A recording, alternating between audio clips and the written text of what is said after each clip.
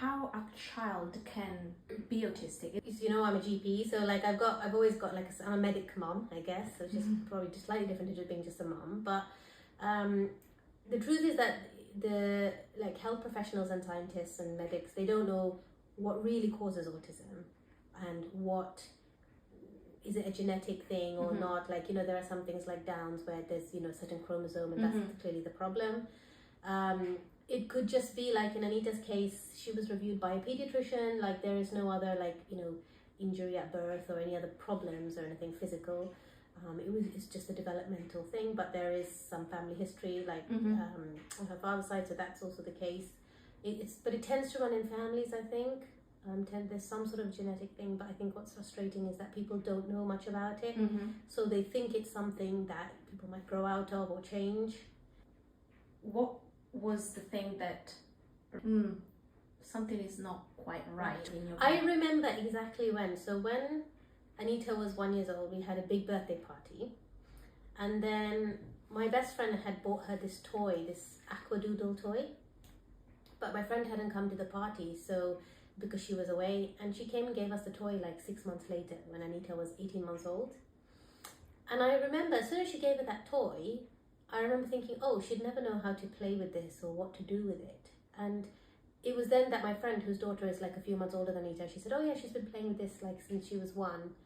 And Anita, that's when I realized that something was wrong, because she couldn't play with that specific age appropriate toy. In fact, she was quite old for that toy. And she would just take it and she would just suck on the sponge instead of like color painting or whatever it was. So that time, that was when I felt like, I remember that really well, like that something wasn't quite right there. But it's difficult because, like, you know, I'm a medic and I see loads of people, like as a GP, and it's so obvious for me to spot and see, you know, when a child comes in the room. But probably with Anita, like, it was a bit more difficult. Of course. But a lot of children with autism or like these developmental conditions, they have normal development until about a year, and then the development kind of slows down or sometimes reverses or stops, or sometimes they point for things, and then once they turn 1, they don't point and ask for things, which is like one of the things with autism.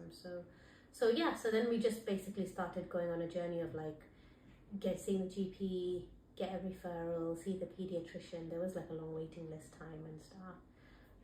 But we also took her to the health visitor when she was 1 year old. And the health visitor also felt that something may not be right because she wasn't responding to her name and she wasn't making eye contact and responding back. These are some of the things to pick up that could. But I would just go with your gut feeling. Like if you think as a mum something is not 100% okay, probably it's not. You face okay, I need to see someone and I want to know and help her. Yeah, Takes courage as well. Well, I always think like if as a mum you're not going to do it for your kid, no one else is going to help them.